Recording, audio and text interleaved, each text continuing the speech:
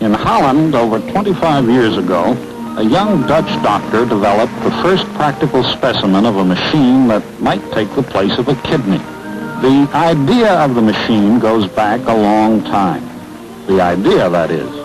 Dr. Willem Kolff, now a practicing physician in Cleveland.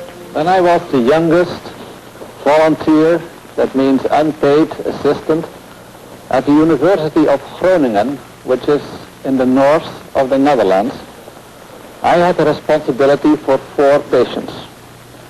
And one of these 4 patients was a young man, about 22 years old, and he had what is called chronic renal failure.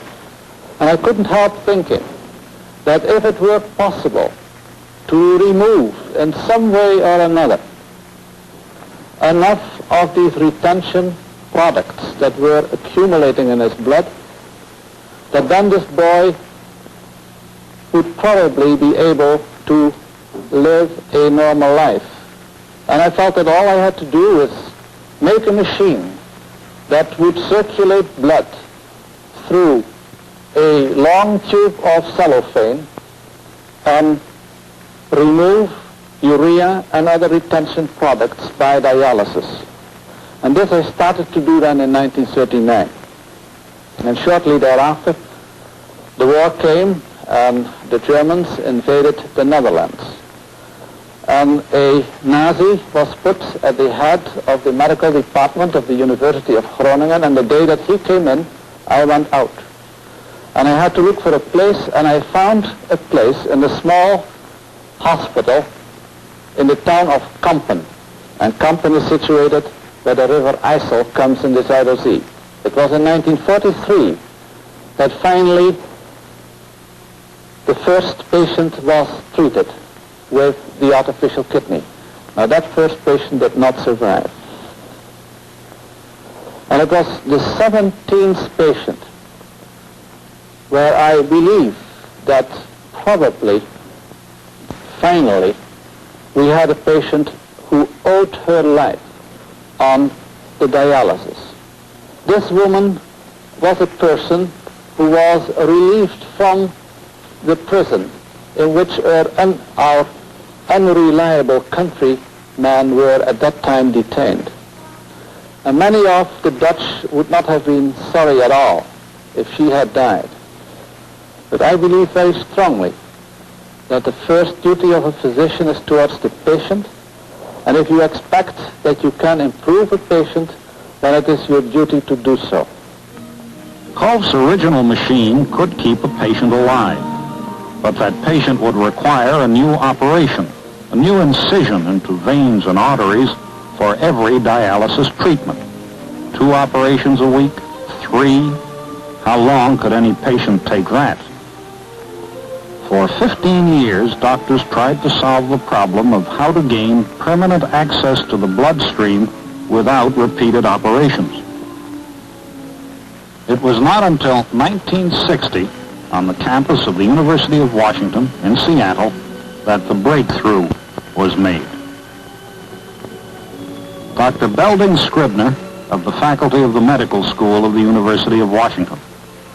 In 1960, a group of engineers, surgeons, and physicians working at the University of Washington devised what we call cannulas connected by a shunt, with the idea that we could possibly learn to maintain these cannulas and plug the patient in again and again, thus opening the possibility of treating patients with chronic or irreversible kidney disease.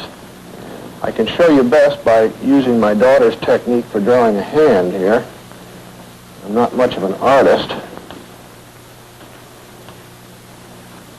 The cannula is worn either on the forearm or on the lower leg. And there's a part under the skin that goes into the vessel like that. And then this part is outside. 2 cannulas, one in the artery, one in the vein. And then so that the cannulas don't clot, we connect the high-pressure artery with a low-pressure vein so that the blood runs through very quickly at about a half a pint a minute. And the patient wears this at all times. And here is an actual cannula that is worn with a little clips, and the patient has this on his arm or leg. Then when it's time to use the artificial kidney, we simply take the shunt off and connect the blood lines that take the blood in and out of the artificial kidney where the toxins are removed. Well, our original patients here at the University of Washington are now in their 6th year. Dr. Scribner, how many people die of chronic kidney disease in this country every year? It's a very difficult figure to put your finger on because the statistics aren't available. I would guess they would number in the tens of thousands. How many of these chronic cases could be saved by the machine? Thousands of people could be saved were the treatment available. How many people are actually being treated on the kidney machine right now in the United States? I would guess somewhere around 100 patients in the United States right now, perhaps 75 to 100. 75 to 100 are being treated. Thousands could be saved. Why the enormous divergence in those figures? The treatment is very expensive. In order to cope with this problem of the patients that are going to come, we're going to need everything. We're going to have to start with building facilities. We're going to have to train people. We're going to have to do more research to get the cost down. And we're going to have a lead time. And back of all that, we need money.